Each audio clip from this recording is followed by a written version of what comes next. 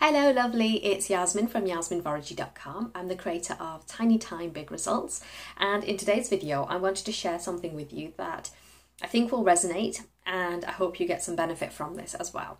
Because one of the things that I find that crops up time and time again for myself and for my clients and the people who are in my Tiny Time Big Results community is that we always struggle with this one biggie.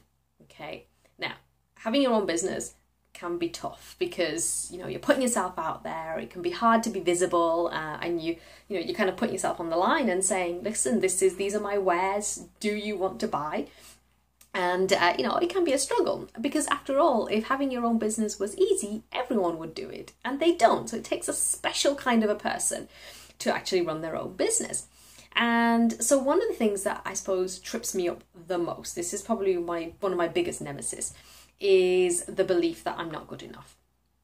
And maybe you can relate to this as well. Every time I write a blog post, every time I film a video, every time I create content for a course or create a course, or anytime I'm actually creating something in my business, this little voice in my head goes round and round and round. It's like a little bugger.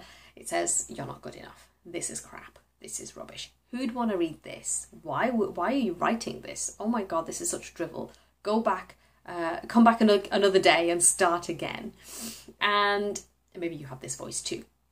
And I really let it get me down. I would be sitting there saying, oh, it isn't, it's rubbish. And those rabbit holes that you go down? That's exactly what it feels like. You just keep going down this rabbit hole, and then you look for evidence around you to corroborate that and to say, yes, this is rubbish. You're not good enough. And then I got wise. Well, I say I got wise. I got a little bit wiser because I still, feel those feelings. But what I do now is I actually listen to that voice. And what I've done is I've actually imagined what that person looks like that's saying those things to me.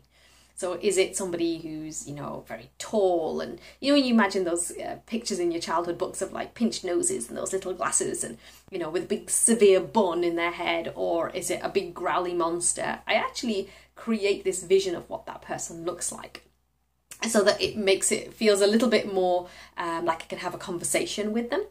And, I then actually have a conversation with that person and say, why are you saying this? And what that means is I'm not pushing it to the side, but I'm actually engaging in the conversation, and I'm also being very aware that it's just a conversation that I'm making up. It's in my head. So I don't take it as seriously and then start looking for the evidence. And it might sound really simple, but don't let that fool you, because it can actually be very, very powerful. So let's have a conversation with this person. Why are they saying these things? And, you say, I appreciate you're here. Maybe you're trying to protect me. Maybe you don't want me to put myself out there. Maybe there's a part of you that feels like this is a big deal. I thank you, but I'm going to do this anyway.